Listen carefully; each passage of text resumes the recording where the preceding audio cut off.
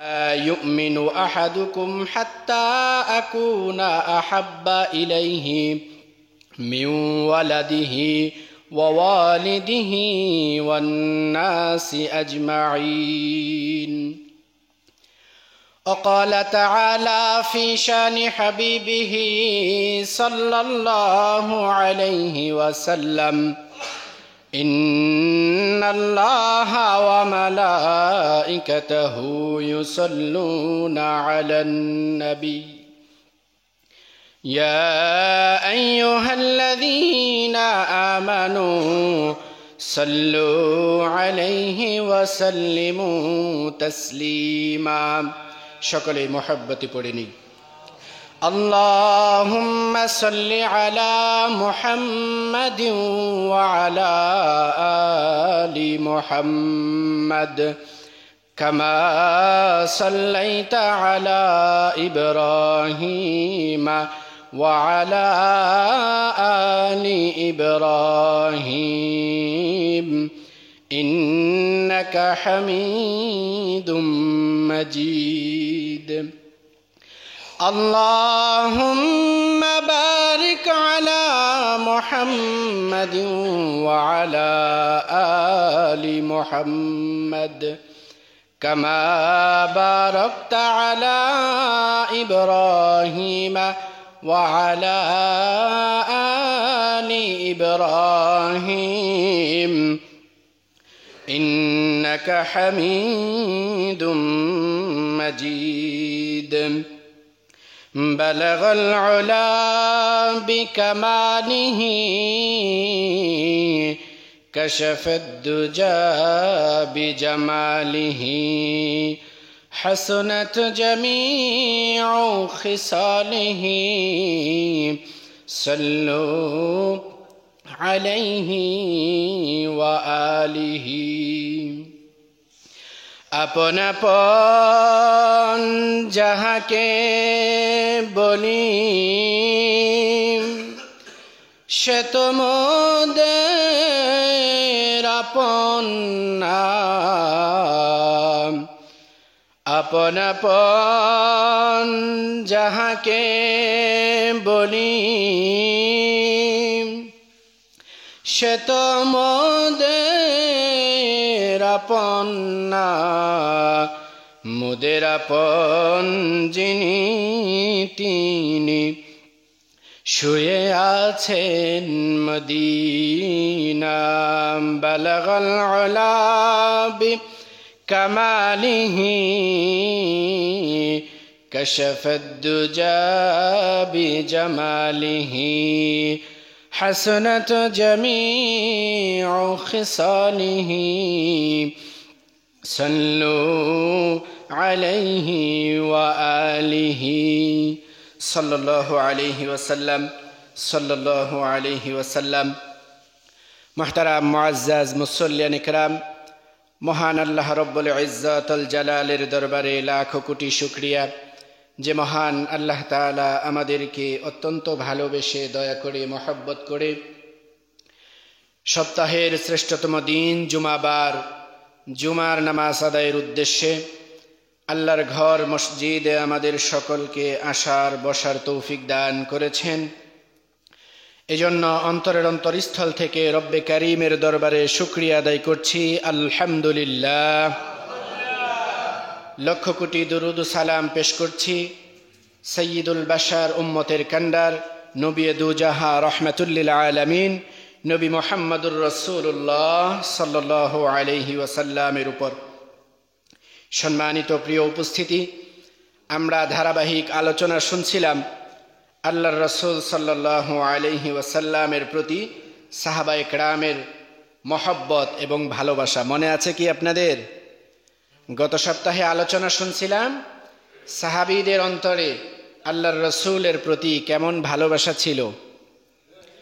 আল্লাহর রসুল বিশ্বনবী রহমতুল্লিল আলামিন নবী মুহাম্মদুর রাসূলুল্লাহ সাল্লাল্লাহু আলাইহি ওয়াসাল্লামকে সাহাবায়ে কেরাম কেমন ভালোবাসতেন, কেমন মহব্বত করতেন। সম্মানিত হাজিরিন, সাহাবায়ে কেরামদের মধ্যে অনেক সাহাবী এমন আছে যে আল্লাহর রসুলের ভালোবাসার কারণে, আল্লাহর রসুলের মহব্বতের কারণে দীর্ঘদিন পর্যন্ত মসজিদে নববীতে অবস্থান করতেন। খাবার খাওয়ার জন্য একটু বাড়িতে যাইবেন, এই সময়টুকু তারা অপচয় করতেন না। সুবহানাল্লাহ। মসজিদে নববীতে এমনও সাহাবী অবস্থান করতেন, ক্ষুধার তাড়নায় কাতরাতেন, জমিনের মধ্যে পড়ে ছটফট করতেন। মানুষ দেখলে তাকে ভাবতো তার মনে হয় মৃগী রোগী হয়েছে। মানুষ এইভাবে ছটফট করতে কাতরাতে দেখতেন, তারপরেও তিনি বাড়ির মধ্যে যাইতেন না। ওই সাহাবীর নাম হলো আবু হুরায়রা রাদিয়াল্লাহু তাআলা আনহু। সুবহানাল্লাহ। ক্ষুধার তাড়নায় ছটফট করতেন, তারপরেও নবীর রওজা, নবীর দরবার ছেড়ে বাড়িতে যাইতেন না।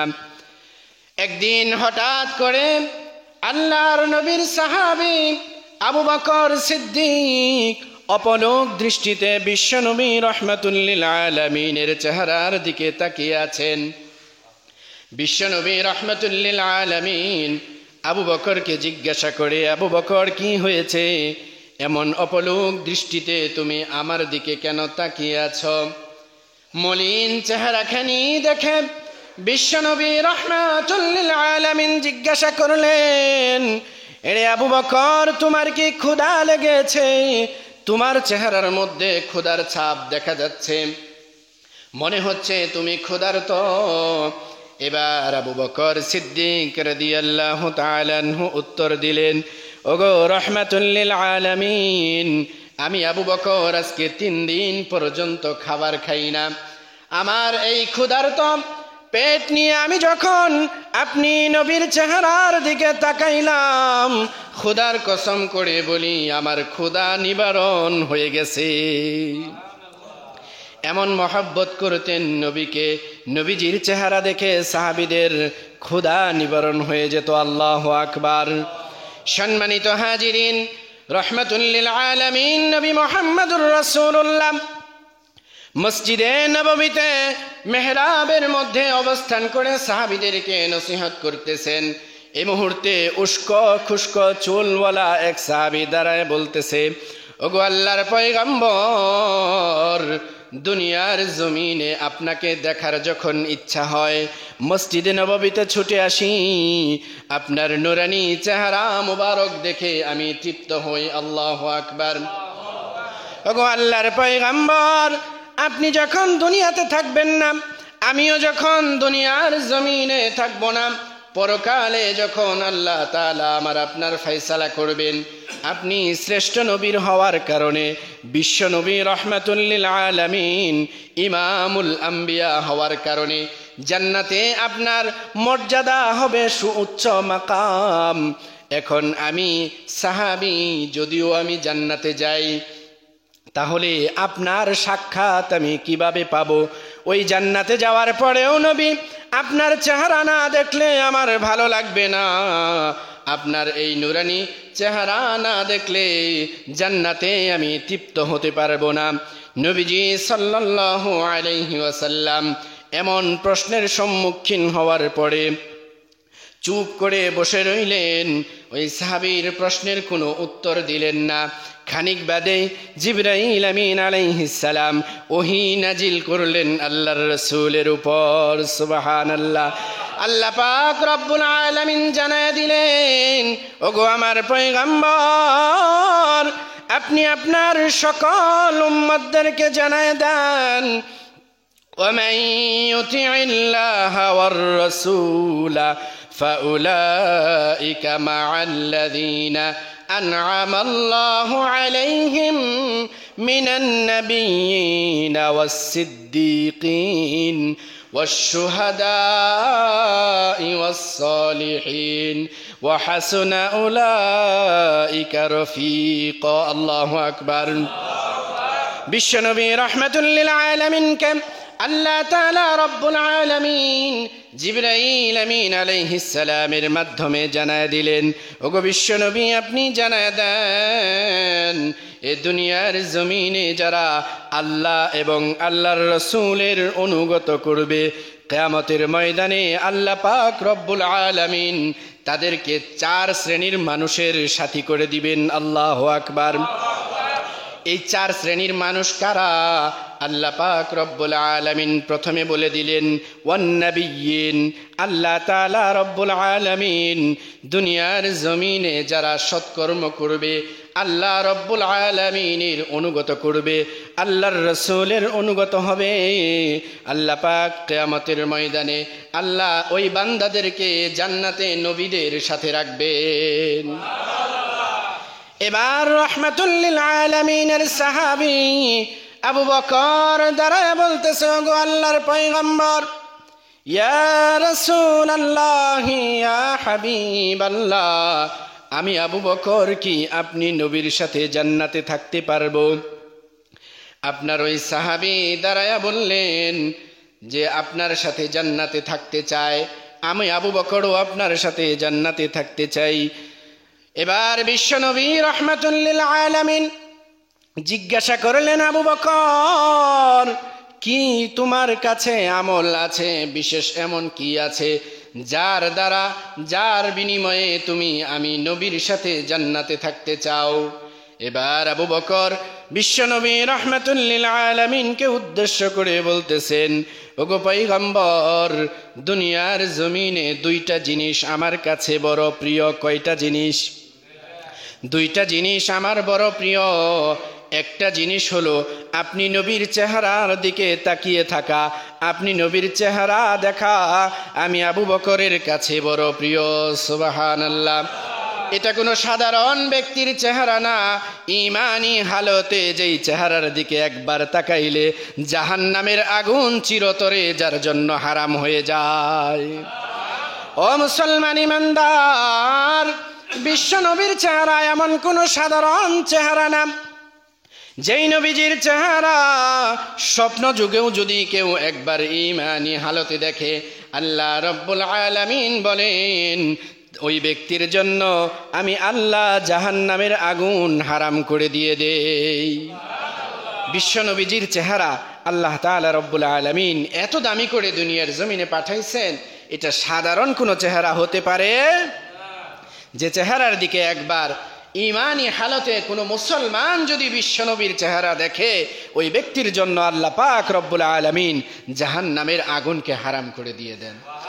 এবার সিদ্দিক আকবর আবু বকর সিদ্দিক রাদিয়াল্লাহু তাআলা আনহু বলতেছেন, ওগো পয়গম্বর, আমার দ্বিতীয় নম্বরের পছন্দের কাজ, দ্বিতীয় নম্বর ভালো লাগা হলো আমার মেয়ে আয়েশা সিদ্দিকাকে আপনার ঘরে বিবি হিসেবে পাঠানো আমি আবু বকরের বড় পছন্দ। সুবহানাল্লাহ। মেয়েকে বিবাহ দিবেন, কার কাছে দিবেন? বিশ্বনবী রাহমাতুল লিল আলামিন। আপনারাই বলেন, সামাজিকভাবে আল্লাহর রাসূল বিশ্বনবী রাহমাতুল লিল আলামিন তেমন কোনো ধনী ব্যক্তি ছিলেন না। ধনী ব্যক্তি ছিলেন না, টাকা পয়সা তার ওই রকম ভাবে ছিল না। তারপরেও সাহাবী তার নবীর চরিত্র, তার নবীর আদর্শ, তার নবীর ভবিষ্যৎ সম্পর্কে অবগত থাকার কারণে নিজের কলিজার টুকরা কন্যাকে নবীজির কাছে বিবাহ দেওয়াটা এটা তিনি পছন্দের মনে করতেন। সুবহানাল্লাহ। আজকাল আমরা ওলামায়ে কেরামকে মহব্বত করি, আলেমদেরকে মহব্বত করি, কিন্তু যখন কোনো আলেমের সম্পর্কে আপনাদের কাছে মেয়ে বিবাহ দেওয়ার কথা আসে, তখন আপনি চিন্তা করেন, এ বেটা 2 টাকার মৌলবি, 2 টাকা বেতনের ইমামতি করে, এর কাছে মেয়ে বিয়ে দিয়ে কি আমার মেয়ে না খাওয়াইয়া মারবো? আছে না নাই? কথা বলেন, আছে না নাই? সম্মানিত হাজিরিন, এটা হলো আপনাদের ভুল ধারণা। আপনারা সমাজে তাকিয়ে দেখবেন, সুন্দর একজন মসজিদের ইমাম, একজন মসজিদের মুয়াজ্জিন, যদিও তার অল্প টাকা বেতন, কিন্তু দুনিয়ার জমিনে আল্লাহ পাক তাকে বড় শান্তিতে রাখেন। কথা বলেন ঠিক না বেঠিক? সম্মানিত হাজিরিন, এজন্য আমরা ওলামায়ে কেরামদেরকে মহব্বত যেমনি ভাবে সাহাবায়ে কেরাম নবীজি সাল্লাল্লাহু আলাইহি ওয়াসাল্লামকে মহব্বত করতেন। কথা বলেন ঠিক কিনা? কেন করব? আল্লাহর রাসূল সাল্লাল্লাহু আলাইহি ওয়াসাল্লামের হাদিস আছে না, যে কুন আলিমান আও মুতাআল্লিমান আও মুহিব্বান আও মুজতামিআন ওয়ালা তাকুন খামিসা। তোমরা আলেম হও, না হলে আলেমদের ছাত্র হও, না হলে আলেমকে মহব্বতকারী হও, না হলে আলেমের সহযোগী হও। কথা বলেন, আলেমদের দাম আছে না নাই? এই আলেমদের দাম বাড়িয়ে দিয়েছেন যিনি, তিনি কে? আল্লাহ পাক রব্বুল আলামিন। কোরআন এবং হাদিসের জ্ঞান যে ব্যক্তির অন্তরের ভিতরে থাকবে, আল্লাহ পাক রব্বুল আলামিন দুনিয়া এবং আখিরাত উভয় জগতে তার দাম বাড়িয়ে দিবেন। সুবহানাল্লাহ। সম্মানিত হাজিরিন, এবার ওমর ইবনুল খাত্তাব রাদিয়াল্লাহু তাআলা আনহুর পালা। আবু বকর যখন নবীজিকে ডেকে এই দুই